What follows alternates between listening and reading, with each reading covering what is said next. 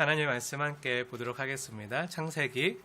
지난주와 같은 본문인데 지난주에는 성경 안식에 대한 성경적인 의미에 대해서 깊이 나눴다면 오늘 조금은 실천적이고 적용적인 측면에서 우리 함께 나누고 싶어서 다시 같은 본문으로 지난주에는 하나님이 안식하시니라 내가 안식하니 너희도 안식하여라 말씀하신 하나님의 말씀대로 이번 주는 안식을 누리는 성도라는 제목으로 함께 은혜 나누기 원합니다.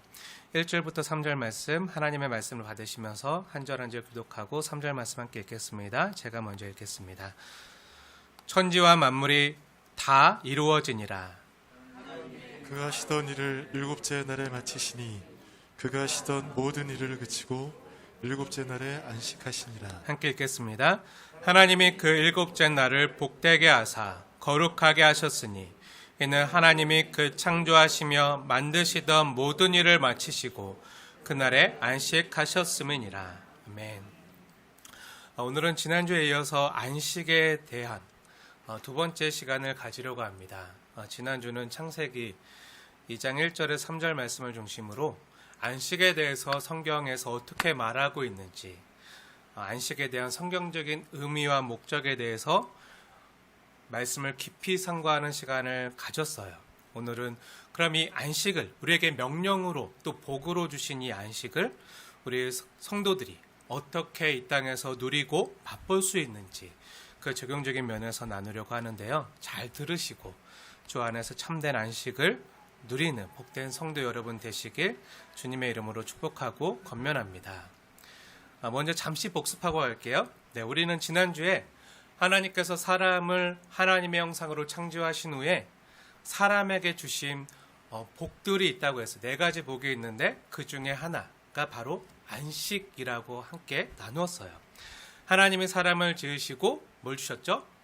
먼저는 복을 주시고 일을 주시고 밥을 주시고 그리고 안식을 주셨다는 것을 우리가 함께 말씀을 통해서 봤잖아요. 이 안식일 역시 하나님 우리에게 복으로 주신 거예요. 오늘 말씀도 보면은 3절에 하나님이 그 일곱째 날을 복되게 하사 그리고 그 날을 우리에게 선물로 주신 것을 볼 수가 있어요. 저희에게 또 하나님이 우리를 사랑하셔서 이 안식을 복으로 주신 줄 믿으시기 바랍니다. 아멘. 지난주에도 말씀드렸지만 하나님은요 안 쉬셔도 돼요. 하나님은 완전하시기 때문에 졸지도 않으시고 주무시지도 않으시고 피곤하지도 않으세요. 근데 그분이 안식하셨어요. 왜 안식하셨다고 했죠? 우리로 안식하게 하시려고. 우리를 위해서 안식하신 거예요. 지난주에 이건 성경에서 계속 반복하여 나오는 말들. 내가 거룩하니 너희도 거룩하라. 안식과 거룩이 계속 같이 나오잖아요. 그런 걸 말씀을 통해서 십계명 말씀을 통해서 내가 거룩하니 너희도 거룩하라 하신 것처럼 내가 안식하니 너희도 안식하라고 우리 하나님께서 우리에게 복으로 또 명령으로 주신 것이 안식이라고 했어요. 삼위일체 하나님께서 천지 창조의 사역을 마치시고 보시기에 심히 보기 좋았더라. 심히 좋으셨잖아요. 좋아하셨잖아요. 매우 흡족하셨어요. 그 흡족함을요, 그 기쁨을요, 하나님의 형상된 우리와 함께 나누고자 우리도 안식하라고 초대하시는 거예요. 마치 부모가 자녀에게 부모의 기쁨에 함께 동참하자고 요구하는 것과 비슷한 거죠. 사랑하는 여러분, 그래서 단순히 안식일은요 쉬는 날이 아니라 주님이 우리를 사랑으로 부르신 날, 그 사랑의 주님과 온전한 사귐을 갖는 날이라고 했어요. 하나님과의 사귐을 갖고 그분과의 사랑과 교제를 누리는 것이 사람의 진짜 복이라고 했어요. 그 복을 누리라고 안식을 선물로 주신 거죠. 그리고 이 안식일에 대한 기록된 성경의 말씀들을 처음 기록된 말씀으로 받았던 그 모세로부터 모세오경이었던 이 창세기 말씀으로 그 처음 받았던 사람들이 어떤 사람들이었죠? 물론 아담과 하와도 받았지만 직접 기록된 성경 말씀으로 받은 사람들은요, 그 광야 시내산 앞에서, 광야 사막, 그 시내산 앞에 서 있던 그동안 이집트에서 노예로 종되어 살아가던 이스라엘 사람들에게 하나님께서 이 안식에 대한 말씀을 그들에게 복으로 선포하신 거예요. 그래서 이 안식에 대한 선포는요, 율법이나 지켜야 되는 계명이 아니라 정말 그야말로 복음이라고 했어요. 복음으로 들려줬다고 했어요. 이걸 어떻게 할 수 있죠? 그래서 우리가 그것을 확인하기 위해서 우리가 지난주에 레위기서 26장의 말씀을 통해서 하나님의 안식일을 우리에게 선물로 주시고 안식일을 명령하시면서 26장에 나는 너희를 종되었던 애굽 땅에서 인도하여 낸 여호와니라. 내가 너희의 멍에 빗장을 부순 너희의 하나님 여호와니라. 너희의 어깨의 멍에를 벗기고 이제 똑바로 고개를 들고 서서 걷게 한 너희 하나님 여호와니라. 그러니 안식하라. 이 복음을, 이 하나님이 우리에게 주시는 복음을 우리도 함께 들었어요. 그리고 진짜 안식은요, 안식일의 주인 대신 예수님께 나아가는 거라고 했어요. 안식일의 주인 대신. 인자가 안식일의 주인이라. 그 진짜 안식은요, 예수님께 나아가는 거예요. 수고하고 무거운 짐진 자들아, 다 내게로 오라. 말씀하신 예수님께 나아가서 우리의 마음과 영혼이 참된 안식을 누릴 수 있다고 했어요. 예수님께서는요, 우리에게 안식을 선포하시고 이것을 복으로 주시기 위해서 오셨거든요. 잘 질문하겠습니다. 사람이 안식일을 위해서 있나요? 아니면 안식일이 사람을 위해서 있나요? 사람이 안식일을 지키기 위해서 있나요? 아니면 안식일이 사람을 위해서 있나요? 우리 예수님께서 뭐라고 하셨죠? 복음서에서 안식일이 사람을 위하여 있느니라. 우리 예수님의 말씀, 하나님의 말씀이에요. 사람이 안식일을 지키기 위해서 있는 게 아니라 하나님 그 안식을 우리에게 선물로 주셨다고요. 복으로 주셨다고요. 안식일이 사람을 위해서 있는 거예요. 그 안식일을 선행하고 주님 앞에 나가고 그래도 괜찮은 거예요. 율법이 아니거든요. 그 안식을 선포하시고 이것을 복으로 주시기 오셨어요. 그래서 예수님께서의 공생애를 처음 시작하시면서 광야에서 예수님 공생 시작하실 때 처음에 어떤 일을 당하셨죠? 먼저 광야에서 40일 동안 기도하시면서 시험을 받으신 후에 말씀으로 이기셨죠. 말씀으로 이기시고 처음 하신 것이 뭐죠? 예수님께서 성경을 보면, 복음서를 보면 그 40일 시험을 받으시고 처음 하신 것이 예수님께서 나사렛 회당에 들어가셔서 안식일에 복음을 선포하셨어요. 시험을 이기시고 처음 한 것이 나사렛 회당에 들어가셔서 안식일에 뭘 하셨다고요? 복음을 선포하셨어요. 그날이 어떤 날이라고요? 안식일. 한번 같이 찾아서 볼까요? 누가복음 4장입니다. 누가복음 4장을 한번 찾아서 보세요. 누가복음 4장 1절부터 쭉 보시면 예수님께서 광야에서 시험을 받으시는 장면이 나와요. 그리고 그 시험을 하나님의 말씀으로 이기신 후에 4장 16절 보세요. 안식일에 회당에 들어가서 성경을 읽으시고 뭐라고 선포하시죠? 18절과 19절 두 절 말씀 함께 읽겠습니다. 18절 19절 시작. 주의 성령이 내게 임하셨으니 이는 가난한 자에게 복음을 전하게 하시려고 내게 기름을 부으시고 나를 보내사 포로된 자에게 자유를 눈먼 자에게 다시 보게 함을 전파하며 눌린 자를 자유롭게 하고 주의 은혜의 해를 전파하게 하려 하심이라 하였더라. 아멘. 이것을 우리 예수님께서, 하나님이신 예수님께서 안식일의 복음으로 선포하신 거예요. 우리가 지난주 레위기 26장 말씀 봤잖아요.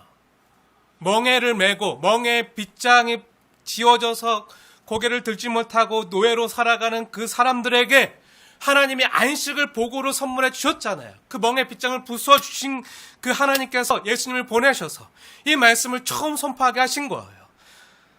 주의 성령이 내게 임하였으니 내가 가난한 자에게 복음을 전하고 나를 보내사 포로된 자에게 자유를, 눈먼 자에게 다시 보게 함을, 눌린 자를 자유롭게 하고 주의 은혜의 해를 전파하게 하려 하심이라. 이것을 안식일에 주님이 선포하신 거예요. 믿으십니까? 아멘. 예수님께서 이 일을 위해 오셨다는 거예요. 이 일을 위해 오셨다는 거예요. 우리를 안식하도록 하기 위해서, 아직도 여전히 세상의 노예로 종으로 살아가는 우리, 포로된 우리를 진정으로 안식하고 자유하게 하시기 위해서 하나님이신 예수님이 오시고 제일 먼저 하신 복음의 선포가 이사야 선지자의 말을, 그 글을 들어서 이 복음을 선포하게 하신 거예요. 사랑하는 여러분, 그냥 쉬는 게 안식하는 게 아니에요. 쉬어도요, 아프면 안식을 누리기 힘들어요. 그렇죠. 저희 어머니가 코로나 때문에 힘드셔서 쉬는데, 억지로 쉬시는데 너무 힘들대요. 쉬어도 쉬는 게 아니에요. 네, 아프면 쉬는 게 억지로 그냥 마지못해서 시간을 보내고 쉬는데 쉬는 게 아닌 거예요. 몸은 쉬고 일은 안 하는데요, 힘들어요. 또 가난도 마찬가지죠. 가난한 자에게 복음을 전파하신, 심은 안식 허락하신 예수님께서 가난하면요, 궁핍하면요, 빚이 많으면요, 부채가 많으면요, 몸은 쉬고 일은 안 하는데요, 쉬는 게 아니에요. 진짜 쉬는 게 뭐죠? 네, 일을 안 하고 몸이 편안하게 쉬는 게 아니라 마음이 평안한 게, 그게 진짜 쉬는 거예요. 혹시 빚독촉 받아보셨습니까? 빚독촉. 채권자들이 날마다 전화하고, 빚쟁이들이 날마다 전화해서 빚독촉하고 막 시달리고 문자 계속 날라오고 찾아오고, 일상생활을 못할 정도로 그 빚독촉 때문에 힘들어해 보신 적 있으십니까? 이 사람이 정말 마음 편히 발 쭉 뻗고 잘 때가 언제죠? 네, 빚 다 갚았을 때죠. 빚이 없을 때. 그때 마음이 평안해지는 거예요. 빚이 없이 정말 두 다리 쭉 뻗고 진짜 두 평, 세 평 사글세 방이라도 빚 없이 다리 쭉 뻗고 편안하게 자는 게 진짜 마음이 쉬는 거예요. 평안한 거죠. 그 전까지는요, 몸은 쉬어도요, 안식을 못 누리는 거예요. 예수님께서 뭐라고 하셨죠? 예수님께서 처음 오셔서 말씀하신 이 복음, 이세 선지자의 글을 통해서 나중에 세례 요한의 제자들이 와서 정말 당신이 메시아 맞으십니까? 물어봤을 때 예수님께서 뭐라고 말씀하시죠? 이 말씀을 다시 하잖아요. 포로된 자가 자유하게 될 때, 갇힌 자가, 눈먼 자가 눈 뜨게 될 때, 앉은 뱅이가 일어서게 될 때, 가난한 자가 복음 듣게 될 때, 이 말씀하시면서 메시아가 오면 이 일이 일어난다는 거예요. 구원자가 오시면 우리가 정말 자유해지고 안식하게 된다는 거예요. 사랑하는 여러분, 이 예수님의 말씀을 믿으신다면 우리는 우리가 가난에서 벗어나도록, 빚이 있으신 분들은 빚에서 벗어나도록, 또 질고에서 벗어나도록, 또 우리를 포로되게 하는 그 모든 악한 것에서 벗어나도록 기도하셔야 돼요. 단순히 우리 영혼만이 아니라 예수님은 우리 육체적인 그런 아픔과 필요와 그 고통에서도 우리를 벗어나길 원하시고 벗어나게 하시는 분이거든요. 이 말씀을 믿으면요, 하나님은 우리의 전인적인 구원을 원하세요. 영혼만이 아니라 우리의 삶도 구원하기 원하세요. 그렇다면 이 말씀을 믿고 기도하셔야 돼요. 이 땅에 우리의 육신의 필요와 또 수고하고 고된 삶에서 참으로 자유하게 하시고 건지시기 위해서 우리 예수님께서 오셨거든요. 믿으십시오. 그리고 기도하십시오. 내 힘으로 안 되기 때문에 어떻게 해야 되죠? 그분께 나아가십시오. 우리를 억압하는 이 모든 것으로부터 벗어날 수 있는 힘과 능력과 지혜를 주님께 구하시면서 애쓰셔야 돼요. 하지만 이 모든 가난과 질고와 포로됨의 비참이 어디서 왔죠? 네, 죄로부터 왔어요. 죄로부터. 그래서 궁극적으로는 이 죄로부터 우리가 해방되지 않으면요, 우리의 영혼과 마음뿐만 아니라 우리의 육신 역시 참으로 평안할 수 없어요. 잠깐 놓일 수 있어도요, 다시 얽매이는 거예요. 참으로 평안할 수 없는 거예요. 잠시 잠깐 만족과 쉼은 누릴 수 있을지 몰라도 온전한 안식과 마음의 진정한 평안은요, 마음의 진짜 쉼은요, 누리지 못하는 거죠. 그래서 우리 주 예수님께서 이 땅에서 우리가 겪는 이 모든 일에, 이 모든 비참 가운데 우리를 진정으로 평안하고 안식하게 하기 위해서. 주님이 주시는 평안은 이 세상에 주는 것과 같지 않거든요. 진정한 참된 평안과 안식을 주기 위해서 우리 예수님께서 오셨다고요. 범죄한 아담 이후로 죄 가운데 태어난 모든 이 땅의 사람은요, 다 죄의 부채가 있어요. 원죄뿐만 아니라 자기 스스로 짓는 자범죄, 그 죄의 값, 죄의 대가를 치러야 돼요. 그 죄의 부채가 있어요. 근데 그 부채값은요, 그 죄값은요, 사망이에요. 그래서 죽기 전까지는요, 이 땅에서 수고하고 병들고 질곡 가운데 죽을 수밖에 없는 죽음에 포로된 상태로 살아가요. 다 죄의 멍에를 지고 빗장 가운데 채워져서 어쩔 수 없이 노예되어 살아가는 거예요. 죄에 눌리고 두려움 가운데 눌리고 마음과 영혼이 쉬지 못하는 거죠. 마음과 영혼이 쉬지 못하면 육신도 쉬지 못하는 거예요. 이러한 인생들에게, 이러한 고통 가운데 살아가는 이에게 주님께서 안식일날 이사야 선지자의 글을 읽으시면서 선포한 복음이요, 바로 안식이에요. 안식, 심. 안식이 뭐라고요? 복음이라고요. 복음의 선포라고요. 레위기 26장에 이스라엘 백성들이 처음 들었던 그 안식이 그들에게 복음이었다고요. 그런 주님이 선포한 복음이 안식인데요. 이 안식을 누리는 게 뭐죠? 이 안식을 우리가 그럼 경험하고 누리는 게 뭐죠? 19절 보세요. 19절. 뭐죠? 주의 은혜를 누리는 게 안식이라는 거예요. 뭐라고요? 주의 은혜를 누리는 게 안식이라고요. 그 은혜의 해를 누리는 거예요. 은혜의 때가 왔다. 은혜를 누리는 거예요. 사랑하는 여러분, 구약과 신약에서 하나님과 예수님 모두 말씀으로 증언하고 있는 것처럼 안식은요, 율법이나 계명이 아니라 복음인 줄 믿으시기 바랍니다. 안식은 은혜인 줄 믿으시기 바랍니다. 안식을 누리는 게 은혜를 누리는 거예요. 그러니까 축복합니다. 안식을 많이 누리세요. 은혜를 많이 누리세요. 내가 은혜를 누리고 싶다. 그러면 안식을 누려야겠다. 쉼을 누려야겠다. 이렇게 생각하시면 돼요. 사랑하는 여러분, 한번 생각해 보세요. 창조주 하나님께서 6일 동안 세상을 창조하시고 6일째 마지막 날에 창조의 면류관으로 사람을 만드신 후에 사람에게 가장 먼저 누리게 하신 게 뭐죠? 성경대로라면 6일째 다음 날이 며칠이죠? 7일째잖아요. 여섯 번째 날 다음 날이 일곱 번째 날이잖아요. 사람을 언제 만드셨다고요? 여섯 번째 날 만드셨잖아요. 그리고 일곱 번째 날 사람에게 뭘 하셨죠? 쉼을, 안식을 복으로 주셨어요. 사람에게 하나님이 제일 먼저 주신 것은요, 안식을 먼저 누리게 하셨어요. 안식을. 일해라, 수고해라, 고생해라, 죽도록 충성해라 이렇게 안 하시고 안식을 먼저 누리게 하셨다고요. 사람을 만드시고 사람이 가장 먼저 안식을 먼저 누리게 하셨다고요. 하나님을 먼저 누리게 하셨다고요. 하나님의 사랑과 은혜와 사귐을 먼저 경험하게 하셨다고요. 그 다음에 이 동산나무의 모든 것을 다스려라. 하나님 만든 모든 것을 다스려라. 그 동물들도 다스리게 하시고 동산나무의 모든 실과들도 다스리게 하시고 따먹게 하시고 다 하셨잖아요. 선악과만 제하고.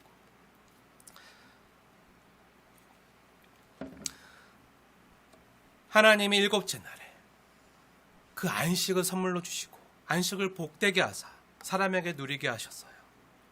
그리고 하나님이 안식으로 우리 사람을 초대하시고 하나님과 함께 이 흡족함을, 쉼이 좋은 이것을 함께 누리자고 하나님이 누리는 그 만족과 기쁨을요, 사람과 더불어 함께 누리게 하셨어요. 이게 뭐라고요? 안식. 그래서 우리에게 안식일을 선물로 준 거예요. 하나님께서 우리가 일하도록 하기 전에 먼저 사람에게 쉬도록 하셨어요. 일한 뒤에 쉬게 하신 것이 아니라 먼저 일할 수 있도록 쉬게 하신 뒤에 일하게 하신 거예요. 지난번에도 말했지만 사람이 밥 먹어야 힘이 나잖아요. 밥 먹어야 힘을 내서 일할 수 있는 것처럼 하나님은 먼저 사람이 하나님 안에서 하나님이 주시는 사랑과 은혜를 받아 누리게 한 뒤에, 하늘 밥을 먹게 한 뒤에 우리가 언제 힘나죠? 누가 나를 사랑하고 나를 귀하게 여긴다. 나를 가치 있고 존귀하게 여기는구나. 나는 저 사람에게 정말 힘이 되는 사람이구나. 이걸 경험하면 밥 안 먹어도 배부르잖아요. 힘나잖아요. 하나님 아버지 안에서 이것을 충분히 하나님의 사랑과 은혜를 경험하고 만족하고 흡족하게 한 뒤에 그 힘 받아서 세상을 섬기도록 하셨어요.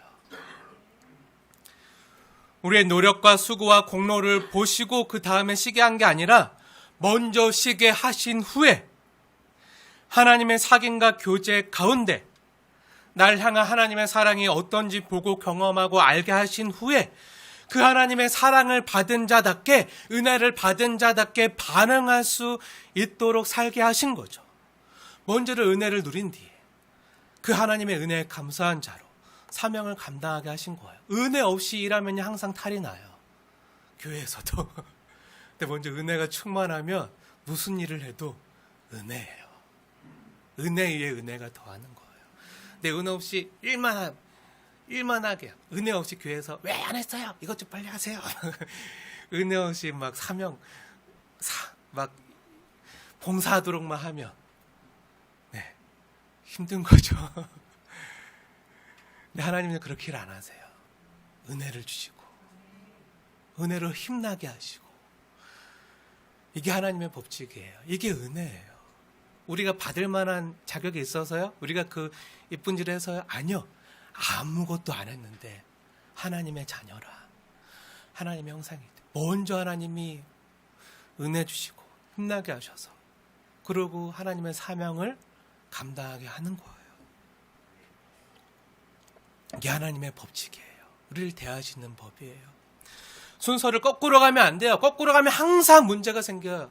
거꾸로 하기 때문에 기독교가 힘들어지는 거예요. 욕을 먹는 거예요.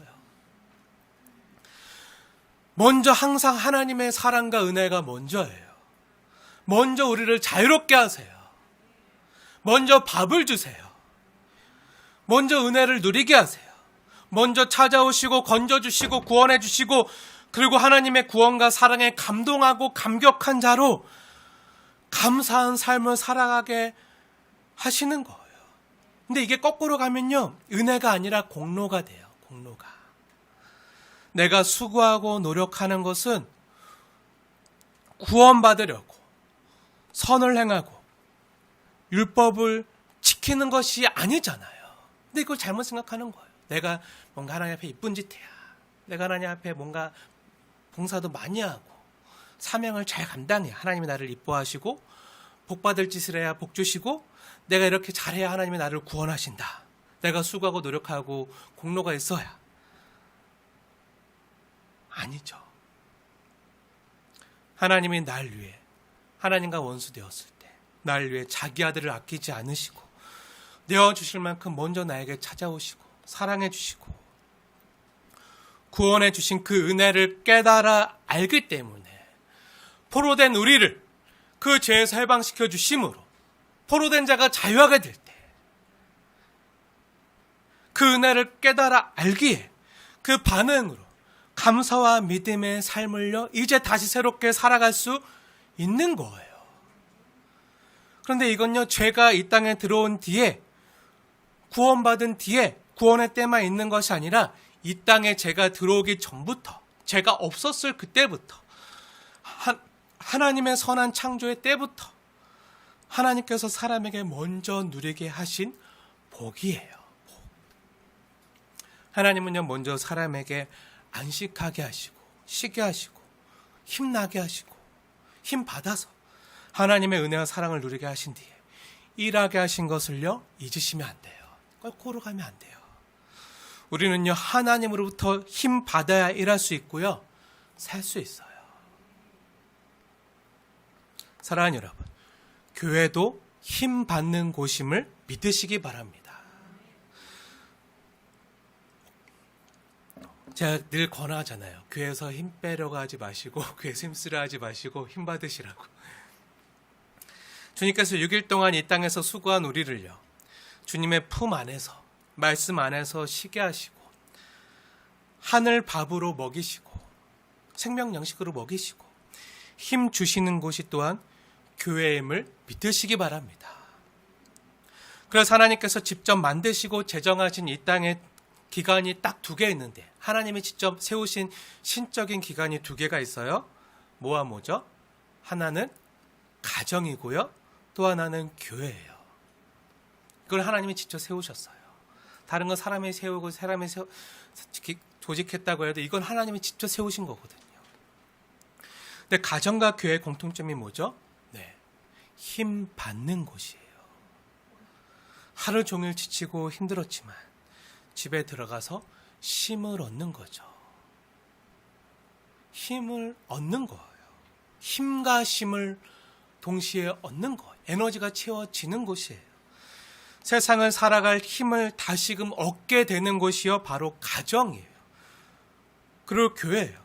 그런데 죄가 이 땅에 들어오면서 힘 받아야 할 가정과 교회도요, 힘 빼는 곳이 되었어요. 사랑하는 여러분, 축복하고 권면합니다. 하나님이 힘받게 하신 가정과 교회에서 참된 안식을 얻고 세상을 힘있게 살아갈 능력과 에너지를 채우는 곳이 되어지길 축복합니다. 저는 여러분이 정말로 교회에서요, 참된 쉼과 안식을 누렸으면 좋겠어요. 교회 와서 힘 빼지 마시고요, 힘을 받으시길 축복합니다.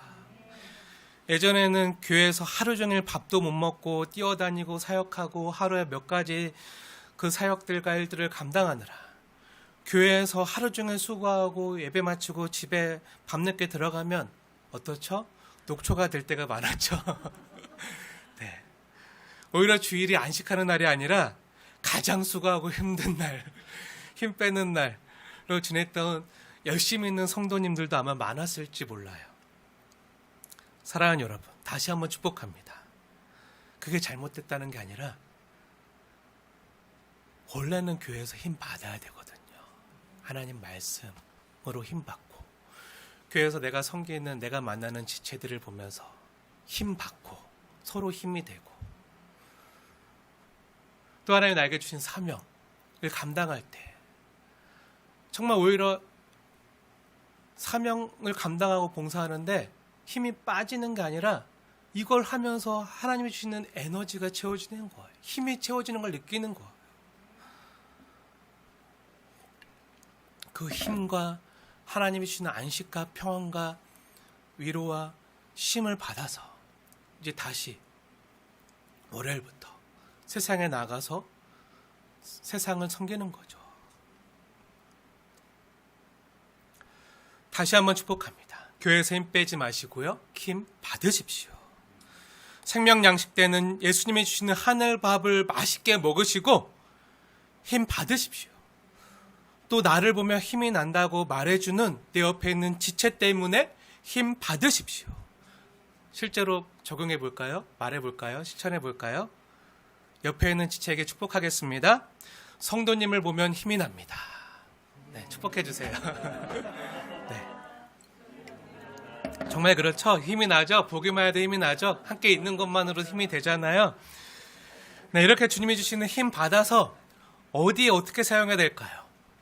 네, 세상에 나가서 사용해야 돼요. 교회에서 사용하지 마시고 교회에서 힘 빼려고 하다 보면 문제가 생겨요. 다툼이 생겨요. 네, 교회에서 힘 받으시고 어디서 사용하라고요? 세상에 나가서 세상을 섬기는데 세상에 나가면요, 세상은요 우리 힘을 뺏어가려고 그래요. 어떻게든 뺏어가려고 그래요. 힘들어요. 그래서 세상에 나가면 힘들잖아요. 그 힘들기 때문에 어떻게 되죠? 힘 받아서 세상에 나가야 돼요.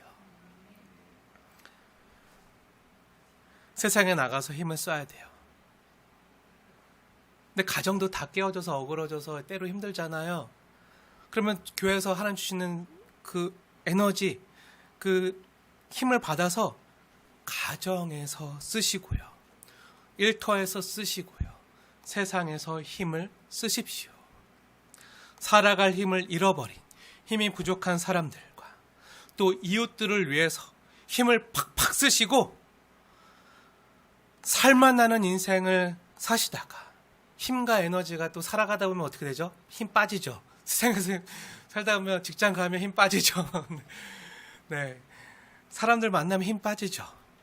그러면 힘 빠지면 에너지가 빠지면 다시 교회 와서 힘을 팍팍 받아서 성령 충만 받아서 하늘 밥 먹고 생명 양식 먹고 배불리 먹고 활력과 생기를 받아서 생기이신 성령님과 함께 나가서 다시 힘 받아서 세상을 힘있게 섬기십시오.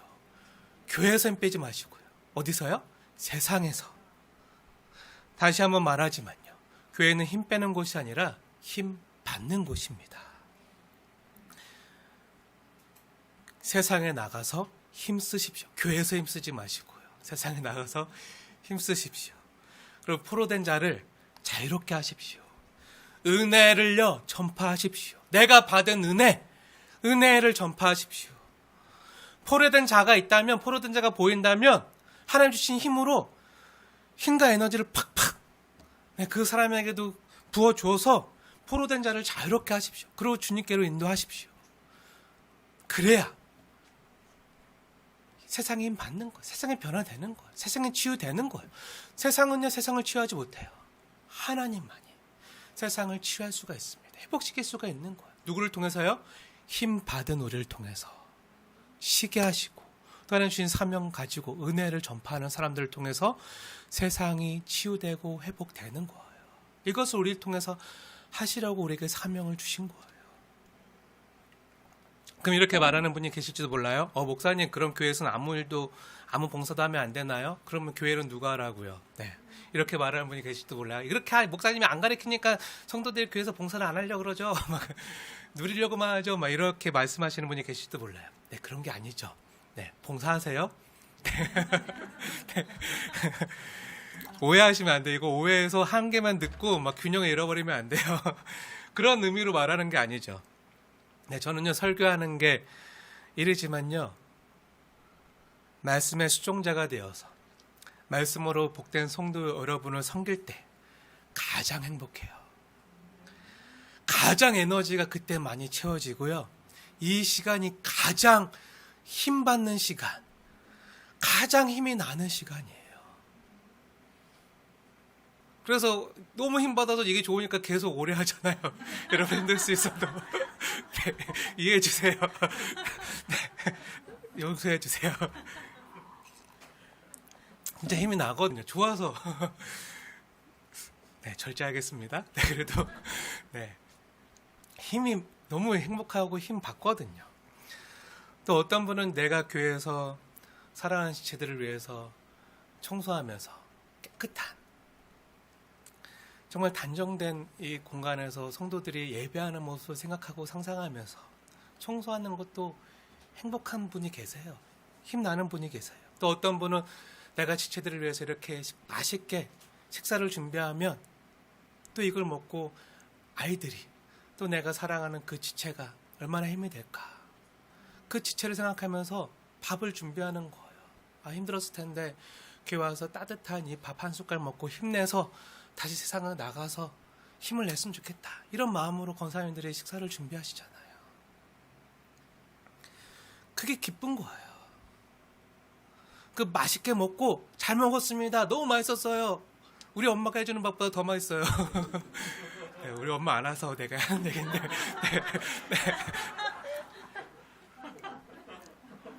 그럼 이런 말 들으면 네, 또 그 얘기를 들은 권사님들도 힘이 나잖아요. 네. 그러면요 오히려 그 말 들으면요 힘들었는데요 다시 힘이 나는 거예요. 에너지가 채워지는 거예요.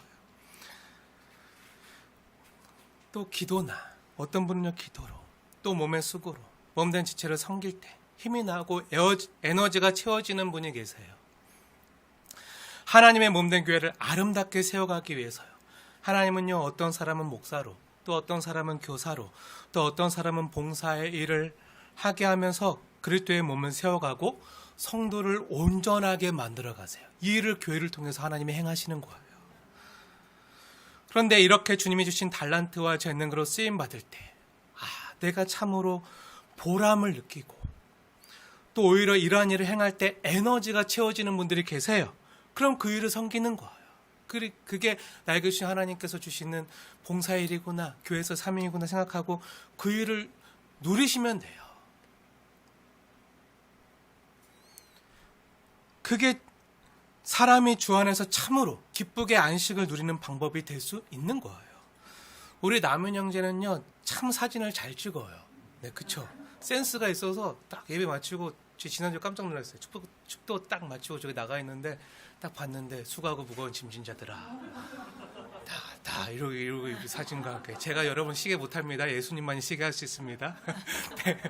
근데 그 예수님 앞으로 말씀으로 그 사진도 잘 찍고 센스가 있고 PPT도 잘 섬기고 하잖아요.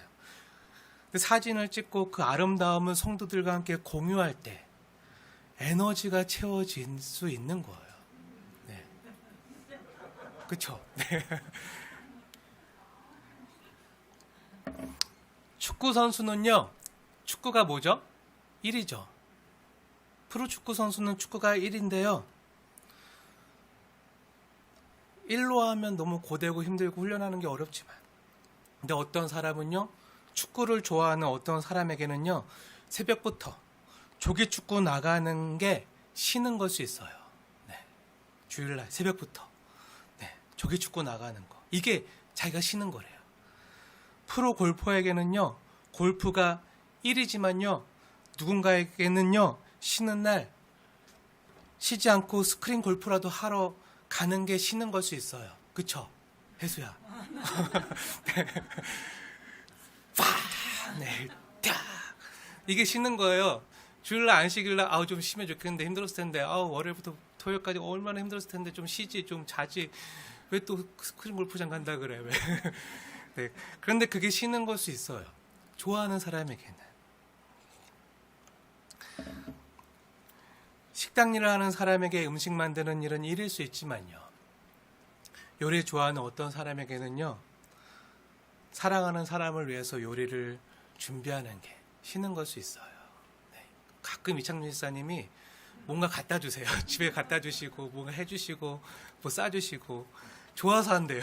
좋아. 네. 음식하는 게 즐겁대요. 네. 프로게이머에게 게임이 일일 수 있는데요, 지친 가장들에게 쉬는 날 게임이라도 하는 게, 네, 소파에 누워서 핸드폰 게임하는 게 쉬는 걸 수 있어요. 그러니까 뭐라 하지 마세요. 네. 네, 쉬는 거니까. 네. 네, 저는 일할 때 책 보지만요, 쉴 때도 책을 봐요. 네. 일할 때 책 보잖아요. 말씀 연구하고 책 읽고 막 하는데, 쉴 때 뭐 할까요? 쉴 때도 책 봐요. 네. 일할 때 보는 책과 쉴 때 보는 책이 달라요. 일로 하면 힘든데요, 좋아서 쉬기 위해서 하면요, 에너지가 채워지는 걸 느껴요. 너무 좋아요. 놀라운 거는요, 어떤 연구 결과에 보면요, 육체적인 노동을 하는 사람들 있잖아요. 밖에 나가 땀 흘리면서 육체적인 노동을 하는 사람들.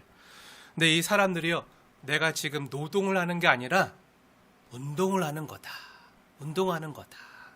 하고 생각하고 일을 하면요, 이게 운동하는 효과가 있다 그래요.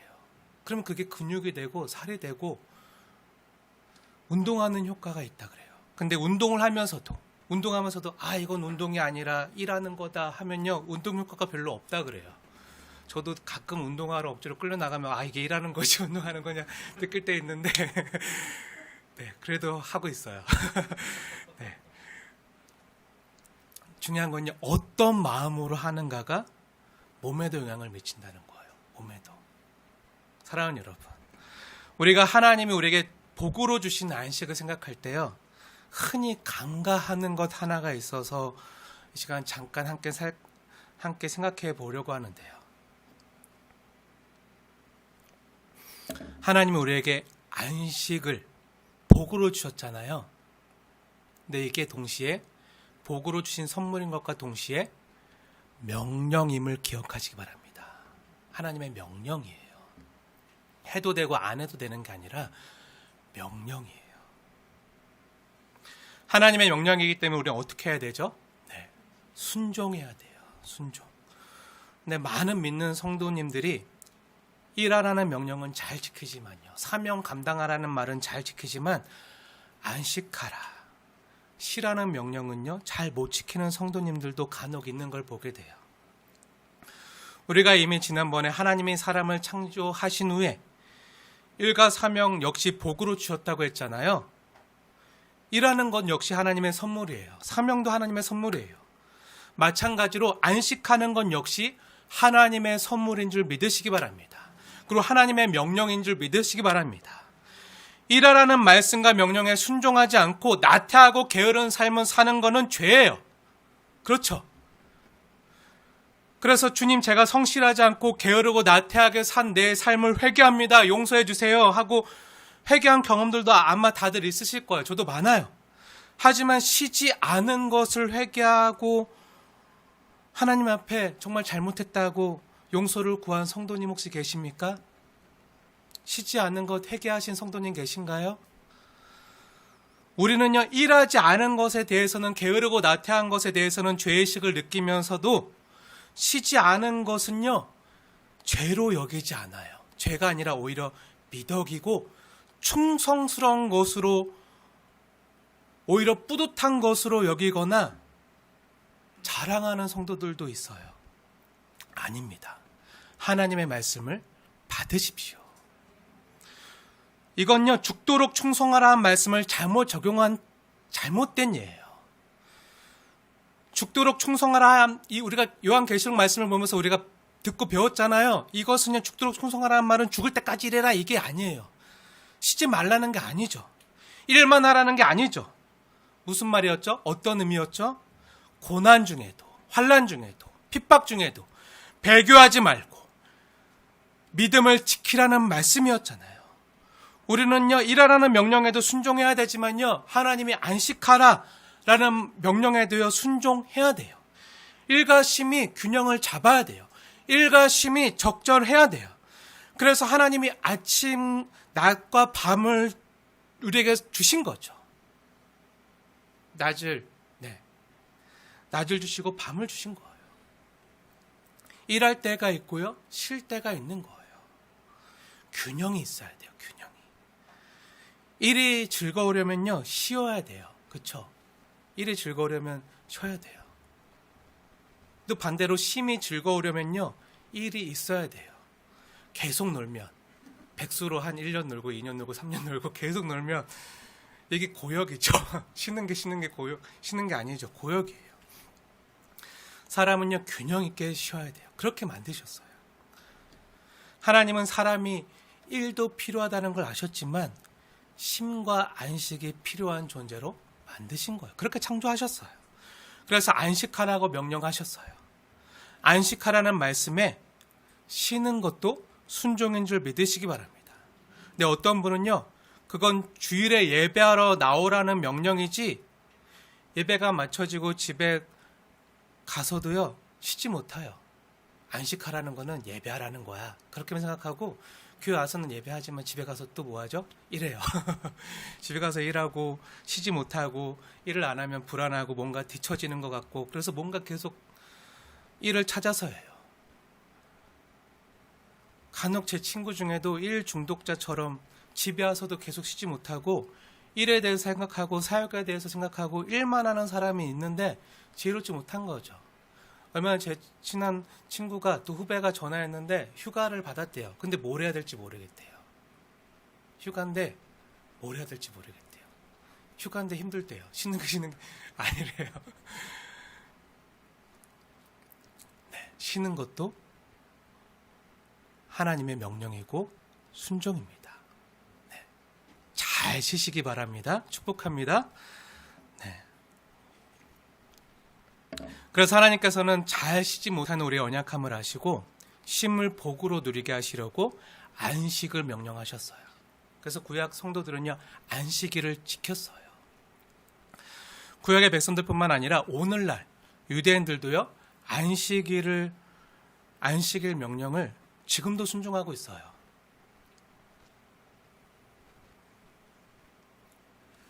네, 안식일. 아까 제가 말씀드렸잖아요. 네. 사람이 안식일을 위해서 있나요? 아니면 안식일이 사람을 위해서 있나요? 네, 안식일이 사람을 위해서 있어요. 네. 근데 유대인들은 안타깝게도 이거를 거꾸로 생각해요. 안식일을 위해서 자신들이 존재한다 생각해요. 안식일이라 그래서 무조건 안식일에 대한 계명을 지켜요. 네, 안식일날 뭐 하면 옛날에 돌에 맞아 죽었어요. 진짜.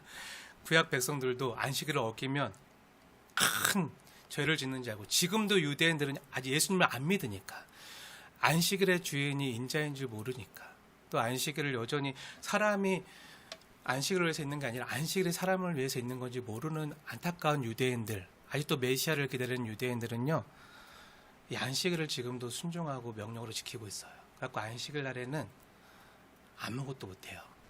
쉬어야만 돼요. 불도 못 켜요. 스위치도 못 켜요. 핸드폰도 못 해요. 전화도 못 받아요. 뭔가 키거나, 그러니까 쉽게 말하면 굉장히 계명과 율법이 굉장히 많은데 그 지켜야 되는, 일단 키는 건 다 일하는 거예요.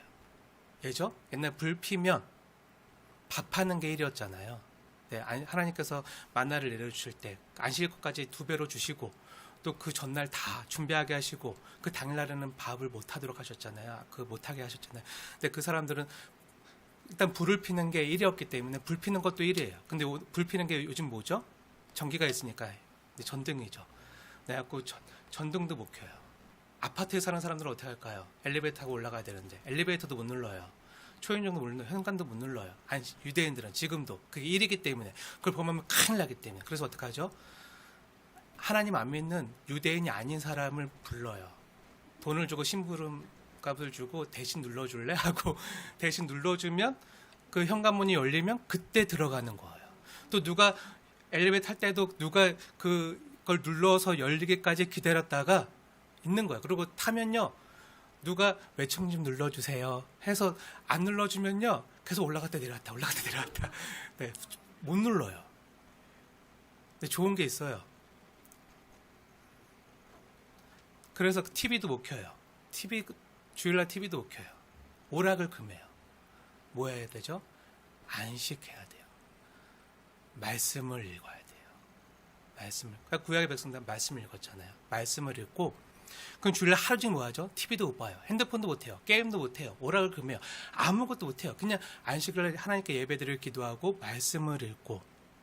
유대인들은 지금도 그래서 TV가 없고 오락을 금하고 게임도 못하고 핸드폰도 못하기 때문에 주일날 되면요, 안식일이 되면요, 근데 안식일을 지키죠. 주일이 아니라 안식일이 되면은 다 엄마 아빠도 거실에서 책을 읽고 있어요. 성경을 읽거나 책을 읽고 있어요. 그리고 자녀들도 그 엄마 아빠가 책을 읽으니까 어떻게 하죠? 자녀들도 책을 읽어요. 이게 당연한 건지 알아요. 평생 보고 자라온 게, 안식일은 하나님을 생각하고 하나님을 기억하고 안식하면서 쉬면서 성경을 읽고 책을 읽는 시간이구나. 그리고 책 읽고 뭐 하죠? 책 하루 종일 있나요? 아니죠. 1시간 읽고 뭐 하죠? 읽은 책을 엄마와 아이들과 아빠와 함께 앉아서 나눠요. 밥을 먹으면서 오늘 내가 어떤 책을 읽었는데, 또 하나님 말씀을 읽었는데 이 말씀이 참으로 감동이 됐어. 이 말씀에 대해서 너는 어떻게 생각하냐면 자녀들과 나눠요. 그게 식탁머리 교육이에요. 유대인들의 자녀 교육법이에요.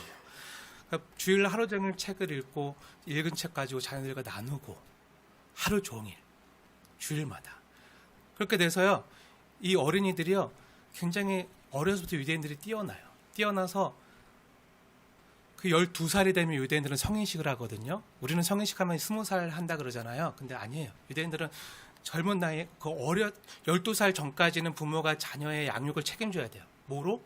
하나님의 말씀으로, 쉐마로. 그래갖고 말씀 보는 법. 그러니까 말씀을 가르치기 위해서 히브리어 헬라어를 가르쳐요. 글자를 가르치고 글자를 읽게 하고 그 말씀을 읽히고 공부를 시키고 그 말씀을 읽은 거 가지고 계속 토론하고, 또 책을 읽고 부모님도 책을 읽고 토론을 나누니까 굉장히 똑똑해요. 그래갖고 12살 되면 성인식을 하는데, 그 12살부터는 하나님 앞에 내 양육의 책임은 끝났습니다. 이제 이 12살 이후에 이 자녀의 삶은 이 자녀의 몫입니다 하면서 정말 마음으로 떠나보내는 걸 그때부터 해요. 그러면서 그들이 하나님 말씀 앞에서 잘 살 수 있도록 옆에서 조언하고 기도해 주지만 간섭하지 않아요. 근데 그 전까지는 살아낼 수 있도록 그 삶의 지혜와 길을 찾을 수 있도록 하나님의 말씀으로, 하나님 말씀인 성경으로, 그리고 그들이 읽은 탈무드나 여러 가지 좋은 책들로 계속 토론해요. 그래갖고 12살이 되면요, 성인식을 할 때 막 모든 가족들이 모여서 축하해주고 선물도 주고, 선물도 다 돈으로 줘요. 돈으로 막 돈도 적게 안 주고 막 10만 원, 100만 원씩 막 줘요. 12살짜리한테. 그래서 이걸 어떻게 하라고요?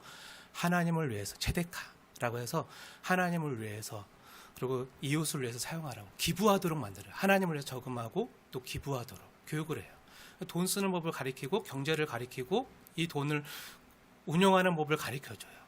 그러면서 그들에게 12살이 되면 하는 게 있어요. 성인식 때 하는 게 있는데, 그들이 12살이 되면요, 그들은 교회가 없잖아요. 목회자가 없거든요. 사제가 없어요. 목사님이 없어요. 그럼 어떡하죠? 예수님 시대에 했던 것처럼, 예수님이 어렸을 때 어디 갔죠? 회당에 갔잖아요. 어디 갔지? 예수야 어딨냐 하는데 마리아 찾는데 없었잖아요. 어디 갔었죠? 회당에, 아버지 집에 있는 것을 모르시나이까 하면서, 어린이지만요, 12살이지만 12살이면 주영이 나이예요. 주영이만한 애가 딱 회당에 가서 하나님 말씀 두루마리를 딱 펼쳐놓고, 하나님 말씀 펼쳐놓고, 오늘 예수님께서 안식일에 이사야 선지자의 글을 읽고 복음을 전했다고 했잖아요. 12살짜리 아이가 나와서 하나님 말씀을 읽고, 이 12살짜리 아이가 하나님 말씀을 읽고 이것을 강론하는 거예요. 그래서 유대인들은요, 12살만 돼도 다 설교해요. 다 설교해요. 1시간, 2시간, 3시간 설교해요. 12살짜리 아이가 그게 성인식이고, 그게 이게 어른이 되는 거구나. 그리고 그거에 대해 성경뿐만 아니라 그 좋은 인문학들, 고전들을 다 읽히기 때문에, 그래갖고 12살짜리 어려서부터 부모님과 토론하고, 그 오랄 금하고, TV를 안 보고, 넷플릭스 안 보고, 게임 안 하고, 그 핸드폰 안 하고, 그게 가정교육이거든요. 가정에서 교육하는 그거 되니까 굉장히 뛰어나죠. 어렸을 때부터 다른 아이들과 다른 삶을 사는 거예요. 그래서 오늘날 세계를 이끌어가는 세계 1%의 부자들 대부분, 또 노벨상을 가장 많이 받은 사람들이 어떤 사람들이죠? 유대인들이죠.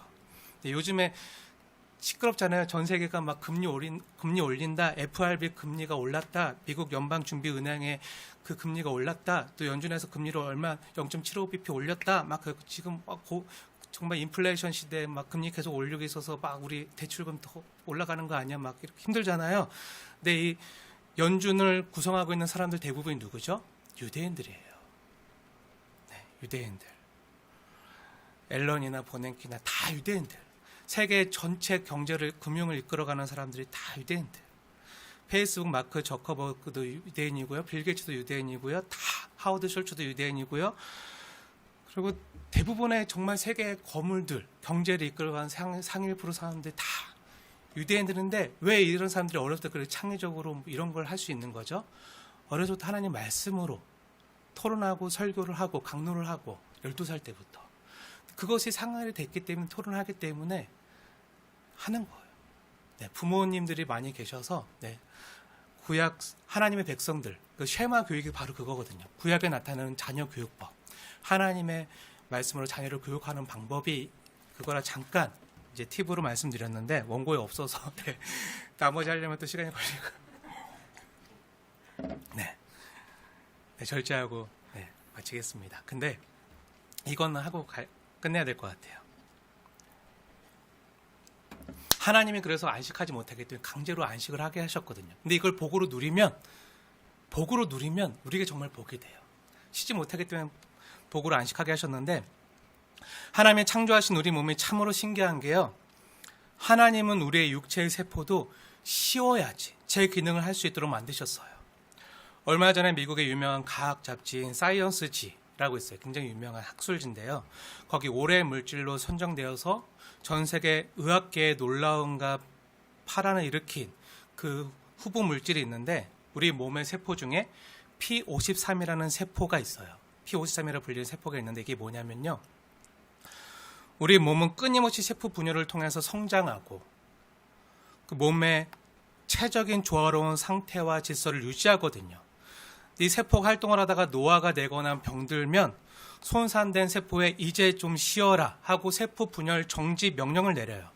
일종의 휴식 명령이죠. 근데 만약에 이 세포가 쉬라는 명령에도 쉬지 않고요, 병든 상태로 계속 분열을 계속하면 이 세포가 독소를 내뿜으면서 건강한 이웃 세포들까지도 망가뜨려서 자신뿐만 아니라 옆에 있는 세포들까지 병들게 해서 병든 상태로 자가 증식을 하게 만들어요. 그 P53 세포가 손상되거나 그 다른 세포들에게 휴식 신호를 제대로 보내지 못하고 계속 증식을 하면요. 그리고 증식된 채로 그것이 조직을 이루면 그게 우리가 흔히 말하는 무서운 암이 되는 거예요. 암도 쉬지 못해 생기는 병이에요. 몸이 쉬어야 되는데, 또 마음이 쉬어야 되는데, 마음도 쉬지 못해 스트레스를 받고 몸이 쉬어야 되는데 제때 못 쉬면 그게 암이 되는 거예요. 이 세포에게 필요한 것은요, 뭐죠? 오직 쉼밖에 없어요. 우리가 온전히 몸이 치유되고 회복되려면요, 쉬어야 돼요. 사랑하는 여러분, 쉬어야 건강합니다.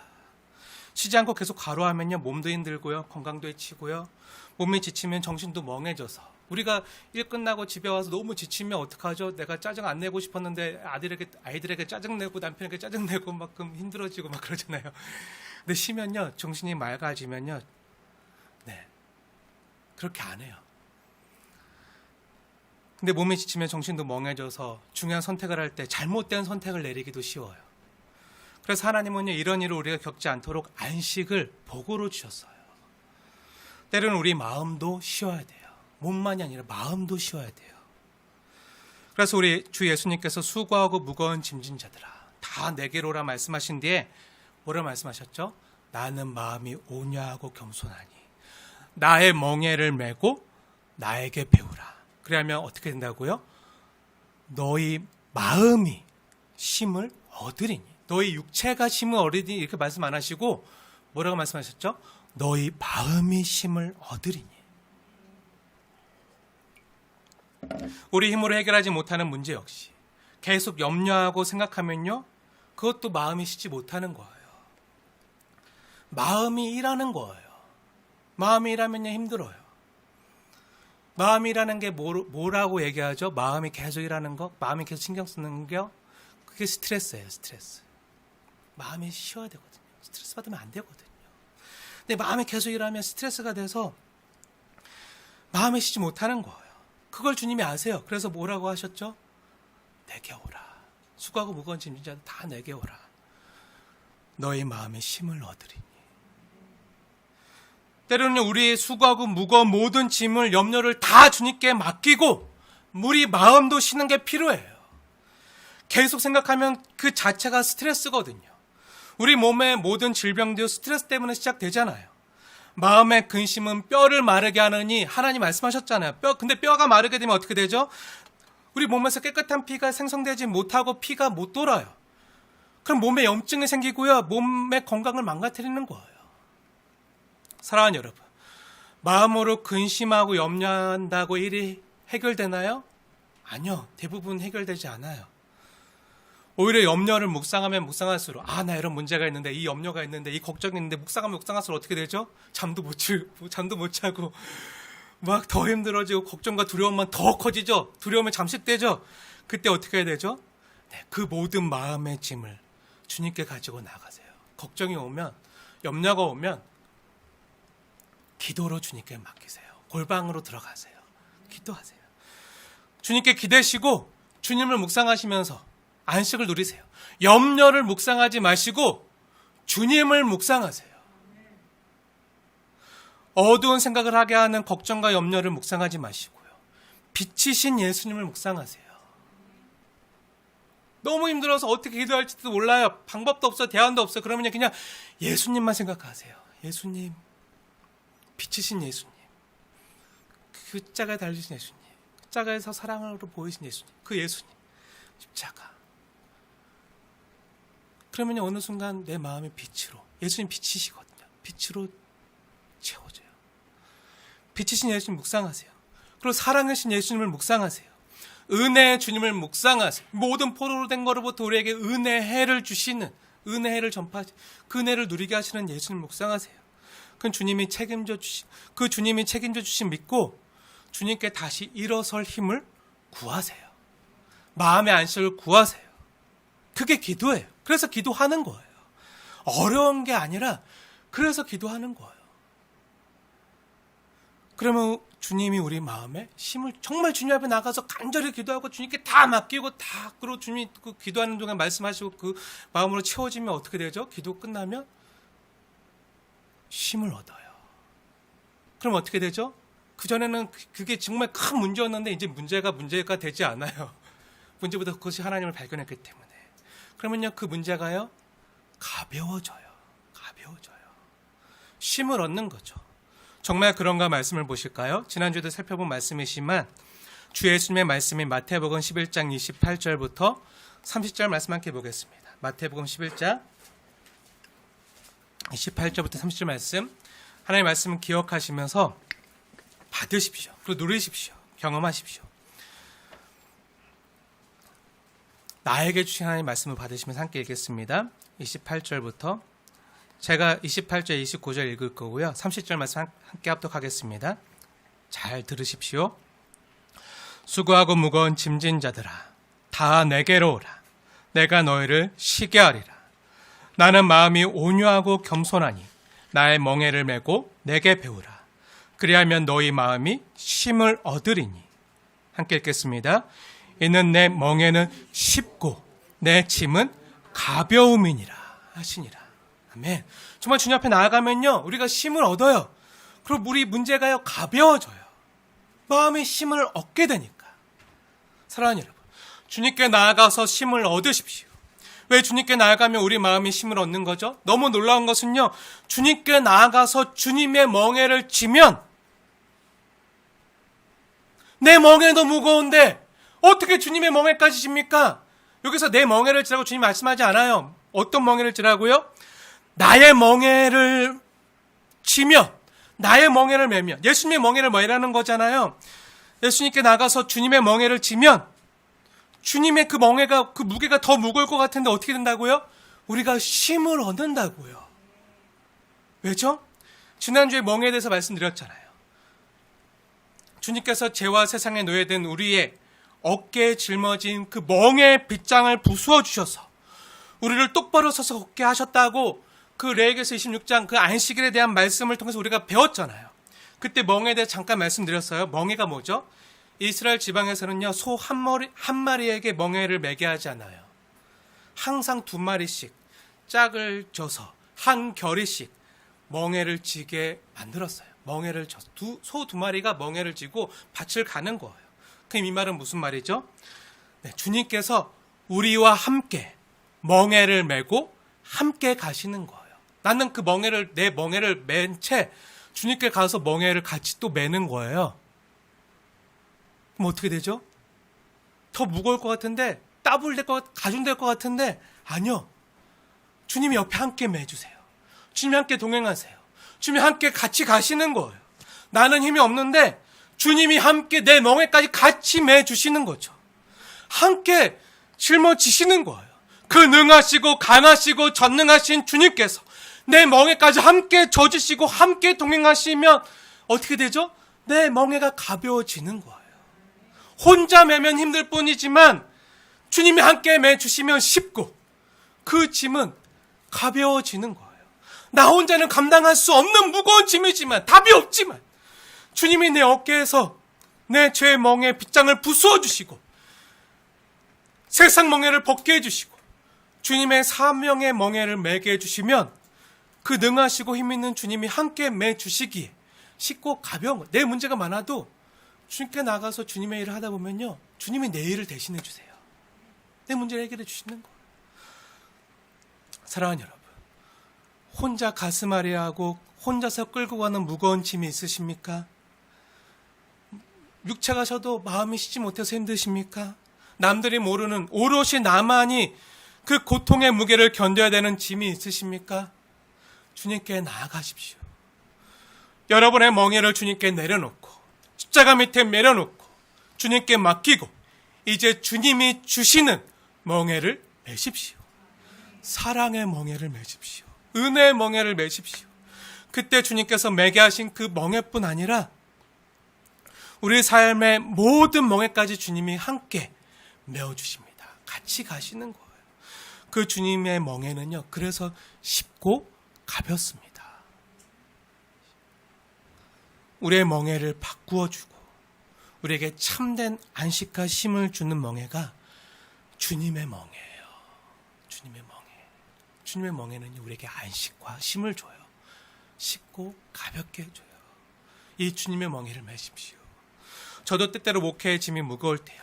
내 혼자 힘으로 아무것도 할 수 없다고 느껴질 때, 성도님들 한 분 한 분을 위해서 때로는 정말 눈물로 간절히 기도하지만 기도가 맞춰지고 하나님 이거 아시잖아요. 누구보다 주님이 아시잖아요. 이거 어떻게 해요? 나도 못하는데 주님이 해주셔야죠. 답이 없어요. 주님이 해주세요 하고 정말 간절히 눈물로 기도하고 기도가 맞춰지고 잠들 때 그거 끌고 안고 자면 어떻게 되죠? 잠 못 자죠. 힘들죠. 나도 그 성도님 마음 생각하면 나도 너무 힘들어. 잠이 안 와요. 막 그럼 그럼 어떡하죠? 잠들 때 그 베개에 누워서 맡기는 거예요. 주님 아시죠? 주님의 귀한 양이잖아요. 주님의 귀한 양이잖아요. 주님의 몸된 교회잖아요. 그러니 주님께 다 맡깁니다. 믿고 맡기니 주님 해결해 주세요. 주님 저 잡니다. 주님 아시죠? 밤에도 주무시지도 않고 일하시는 주님 맡깁니다. 해주세요. 그리고 편안히 잠드는 거예요. 그 다음날 일어나서 다시 주님이 주신 힘으로 또 섬기는 거죠. 교회를 섬기고 성도를 섬기고 세상을 섬기고. 그러면 내 마음이 쉬는 것을 느껴요. 평안을 느껴요. 자는 순간에 하나님이 사랑하는 자에게 잠을 주시는 것을 느끼면서 평안히 쉬는 것을 느낍니다.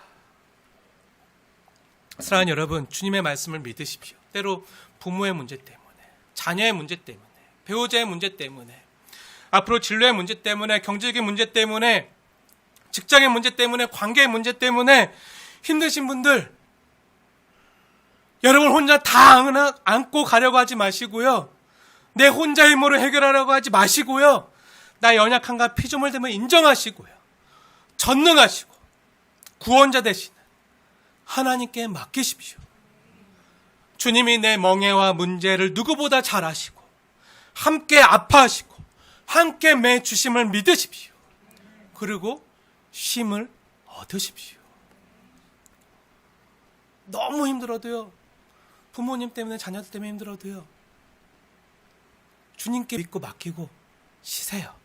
주무세요. 마음의 안식을 얻으세요. 그래야 다음날 살 수 있어요. 주님 안에서 이런 참된 안식의 복을 누리는 저와 복된 성도님들 다 되시길 주님의 이름으로 축원을 드립니다.